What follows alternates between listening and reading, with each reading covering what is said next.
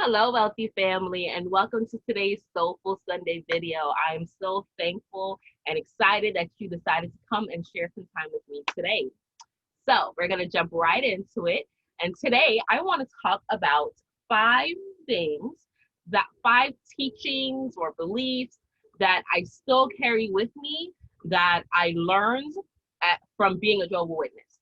Hope that makes sense. So, five things I still carry with me, although I'm not an active participant in the religion anymore.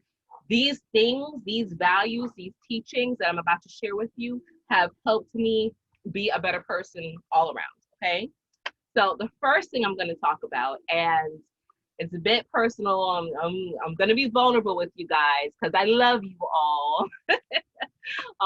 If you know me personally, there's no need to rehash any stories or anything of that nature in the comments. Okay, we've grown past that. But the first thing that I took with me is not to be a liar. If you know me, I used to be a liar. I used to be, and I mean, not even a great liar. Some lies are okay, but I used to be a horrible liar. And I would lie for no reason. Like, why am I lying? I remember one time I was on the phone with my now husband, and I don't know, looking for attention. I don't know what the hell I was doing, but he asked me where I was and could he come see me, and I was like, no, I'm gone, I'm leaving, I'm jet setting, I'm going to California. And he was like, okay, cool, because I used to travel a lot, so it was nothing for me to tell him I was going to California. But I wasn't in California. I wasn't going to California. I think I wanted to make him suffer. I don't even remember why I told him, but the next day when he called me, it was like, hey, how you doing? What time is it over there? And I'm like, yeah, it's 4 o'clock. And he was like, what part of California you in? Because I thought it was a 3 hour time difference. And I'm like, nope, it's 4 hours where I'm at. And he was like, what part of California you at? And I would not give in. Like, I busted him down. I was like, it's 4 hours behind. How you gonna tell me? I'm sitting here right now, and where the fuck I told him. And I was like, listen, this is it. I'm looking at the clock. You can't tell me nothing.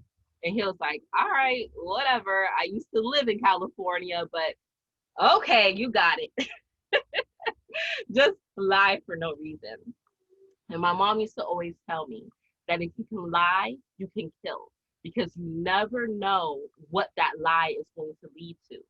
And it was no reason for me to lie. It really wasn't. I mean, I don't know. Like I said, maybe it was attention. Maybe it was part of my soul contract. Maybe it's a lesson I had to learn in life. And I did learn my lesson, which is why I'm no longer a liar. I don't care how horrible the truth is, or how I may make how I may feel it may make you feel or make me feel. I tell the truth, and I try to say it in a way wrapped in love, so that it doesn't hurt, because I don't want to hurt people. But lying caused so much more pain. I realized that a lie can do so much. And it's just a lesson that came back around to me again this past week, because I don't remember who I was talking to someone, and they asked me if I ever saw Eve's Bayou. And I was like, no, not trying to watch Eve's Bayou.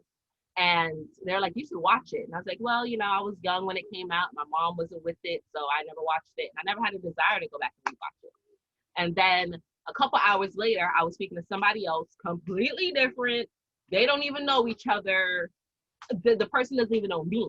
And they're like, oh, yeah, have you ever seen Eve's Bayou? You can get a better understanding of what you're asking about. And I'm like, wait, what? Okay, I've never seen Eve's Bayou. Second person asking me for today, but fine. And then I came across a meme. And the meme had, these movies.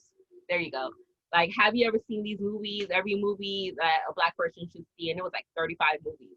And I had seen every single movie on that meme except for, you guessed it, Eve's Bayou. So I said, all right, universe, I got it. I'm gonna watch it, right? So I watched Eve's Bayou. It was really good. And I'm not gonna spoil the movie if you've never seen it. But in that movie, it just solidified what I was saying to a person, that if you lie, you can kill, because you don't know what that lie is going to do. And in that movie, someone lied and it resulted in someone's death in some kind of way, right? Kind of like a byproduct of it, but it was all lumped into one. So that just kind of made me say, okay, yep, stay on the right track. Don't do it. Don't lie about it. Don't fib nothing. I may exclude some information if I feel is not pertinent to the situation, but I do not lie. And I take high offense when anyone calls me a liar or tries to manipulate my words. So sometimes I just be like, you know what, you got it. I'm not even going to argue with you because I'm not going to give you, one, that energy, two, allow you to make me feel some type of way, I guess. All right. Second lesson that I still hold with me to this day that I got from the Jehovah Witness religion was no blood transfusion.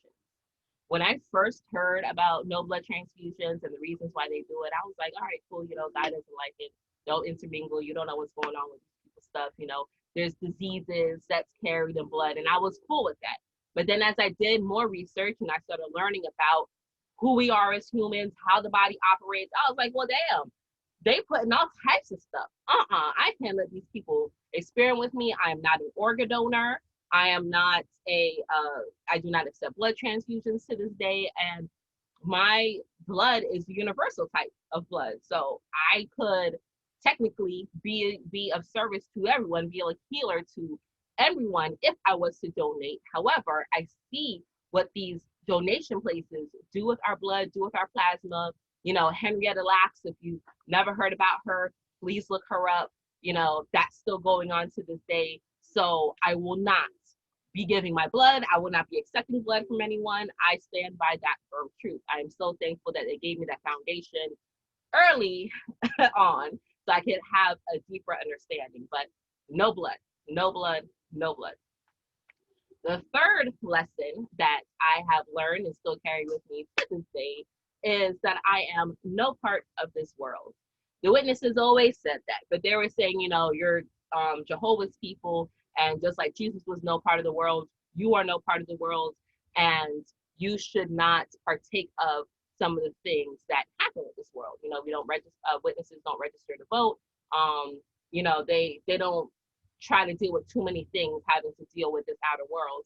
And I still hold that because the outer world, the matrix that they have built for us, I do not want any parts of that. I do not want a 9-to-5 because that's a whole gimmick, right? There's no job security, as many people are experiencing right now with this whole pandemic. So I'm not trying to buy into that. I know I'm supposed to be free. I know that's my innate birthright. And when I feel that something is threatening my freeness or threatening my God-given birthright to exercise my ability to do whatever that I want, then I'm going to fight against that. So I still hold myself accountable as being no part of this world. I don't buy into the material things bring you happiness. I don't buy into you must have a job that has security. I don't buy into the healthcare system, the Western healthcare system. I don't buy into some of the things that they tell you that you should care about, like politicians, celebrities, things of that nature. No, I let all that go because that's not benefiting me. Sure as hell ain't gonna benefit my family. And it's not something I want to even, again, put my energy towards. That's not something that I feel would be conducive. So being part of this world, participating in the things that they give us is not something that's conducive to the lifestyle that I create. I do still pay attention to certain things. You have to be abreast because I don't live off the grid. I don't live in a country somewhere. So I need to know what the hell is still going on in my area. My children are still affected by certain things, but I keep myself separate from it, right? Now, the fourth thing that I learned from the witnesses and still thankful for, still hold this to this day, is celebrating holidays. They always used to say, don't celebrate those holidays. They're all based on pagan beliefs. We can show it. Christ wasn't born in the winter or Christmas time. Easter has nothing to do with the resurrection or eggs or bunnies or anything. You know, Thanksgiving, that holiday is not what they tell you it is. You know, anything of that nature. They also do not celebrate their birthdays. And I right now celebrate my birthday because you're welcome for my presence on this earth. I came here to be great and be amazing, and I'm going to celebrate that every time I have a solar return. So that's something that I do. I do celebrate, but for the rest of these holidays, the rest of these man-made pagan holidays, I don't celebrate. I don't participate in that. My children understand it. Do we still, you know, exchange gifts? Yes, but we recognize, you know, winter solstice. Um, will it be Thanksgiving? No, we won't call that. You know, our ancestors recognize the harvest time, right? So, and that's really all Thanksgiving is a celebration of the harvest. So, you know, we'll recognize that. Valentine's Day, no, that's a whole pedophile birthday, not birthday, a whole pedophile holiday. But it is my birthday season. So for that whole month, I celebrate, but not so much Valentine's Day. No, that's, you know, and whatever else. Easter, never celebrated or anything of that nature. The children, I've let the children have that experience like one or two times, but they know what it was. I let them know that Easter, this is not it. I just want you to have fun with your friends and your cousins and whatever. Had that experience as a child, but let me tell you the truth. Y'all gonna be some woke Easter egg picking ass children. So that's that. But I'm thankful for that foundation, that lead of, you know, these holidays are not what it is that you think they are, and you want to be mindful of what you're celebrating and what you're attaching yourself to, because those energies, those things, those images, the people that they have around that, it's not for, again, your greatest good, it's for them. You know, that feeling, that joy, that holiday bliss that you feel is because people are told this is the spirit that you should be in, this is the spirit that's around, and now you start honing into that. But instead of you using it to better yourself and your family, these people are sucking it up for themselves.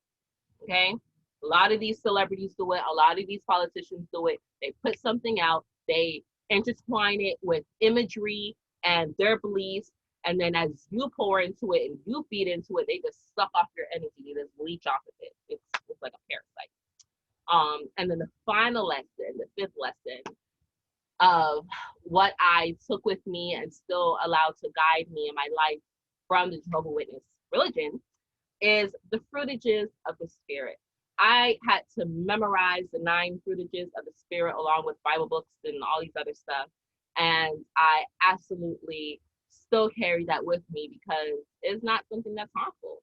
You know, love, joy, peace, happiness, goodness, faith, long suffering, kindness, patience, self-control. I think that's all 9 of them.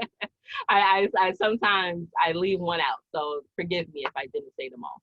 But the fruitages of the spirit is really beneficial because it's not just fruitages of the spirit of the Holy Spirit. It's fruitages of your spirit because you're a spiritual freaking being. And if you want to be great, you need to encompass great attributes, great abilities, great emotions inside of you. And the fruitages of the spirit, the 9 fruitages that they say is compliments of the Holy Spirit, is really what helps activate your force inside of you. The thing that's animating my body, that's helping me move, that's thinking, that's always constantly flowing through me, that is the real spirit that you want to have these fruitages of. So when I deal with things, even when I am upset with my children, upset with my husband, upset with everyday life, when I remember to always put love in a situation, to always be joyful, to always have self-control, don't blow up, right? To always treat people with kindness, because you never know who people are, what they're going through. You never know their story. So when you remind yourself, hey, I could come off as a wackadoo sometimes. I can do things that's kind of off the rocker sometimes. And it's not an all day, everyday vibration that I hold. But if I happen to interact with a person or coincide with a person at a time when I'm going through one of these things, I wouldn't want them to blow up on me. I would want them to have some understanding of what it is I'm going through. I would want them to have some type of kindness and goodness in their heart. You know, I want to walk around not so much with faith because that's something, uh, uh, my definition of faith may be a little bit different, but not religious faith, but faith in things becoming better, right? Not things hoped for, because I don't believe in hope, because hoping is lack. It's like you still don't have. And I know I have all that I need. So when I want to approach a situation or approach a person, I try to put myself in their shoes. Now, I'm not saying that when I'm angry, I just be like, I'm so angry. It's okay though. I love you. It's all right. It's okay. Just turn the other cheek. No, I mean, I stand up for what it is I got to stand up for. I can still be snarky. I still got a little bit of, you know what I'm saying? I still hold on to the person who I used to be in case I ever have to revert back to that person, because these hands don't play. But I do try to resolve situations or talk to people with love, joy, peace, kindness, goodness. I try to handle that so it doesn't have to revert to it. But if I do have to go soldier up, then best believe I'm gonna be a soldier, right? But I'm gonna be the most joyful, loving soldier ever. I'm going to encourage you. I'm going to push you. I'm going to help you be the best person that you can be when you come out on the other side of things. Because at the end of the day, when you deal with anger, disappointment, sadness, depression, if you stay in that vibration too long and you start building momentum in that vibration, after a while, you start losing the goodness of yourself. And I don't like the person who I am when I don't have goodness within me. So I am always going to strive to be an amazing person, a loving person, a kind person, a gentle person. You know, if you know me personally, I will give you, maybe not my last, because I got to make sure my children are straight, but after my children, I will give you my last to make sure that you are okay. I always want you to feel good about yourself, because we all deserve that. And there's so much out here. There's so much pressure out here. There's so many people and things and distractions keeping you from manifesting the good fruits of your spirit. But again, you can't have fruits of positivity if you're a negative, horrible, hateful person on the inside. You can't have bounteous fruits if your roots are horrid. So once I cleaned, I emptied, and I continuously worked to balance. But once I let go of those feelings, I started producing and manifesting bounteous fruits of the spirit. And that's just the way life works, through and through, right? You be good, you produce good, you start getting more good, right? Like begets like. That's it. Birds of a feather. So, wealthy family, that is all that I have for you on this beautiful spiritual soul day. I hope you all are being safe. I hope you all are being happy. I hope you are creating a life that you want on purpose. Okay? Wherever it is that you may get the ideals from, or your base foundation from, wherever it may come from, be sure that it's coming with goodness, with love, with greatness, with awesomeness. Okay? All right, wealthy family. So that is it for today. I hope you all stay alert, stay aware, and live in love.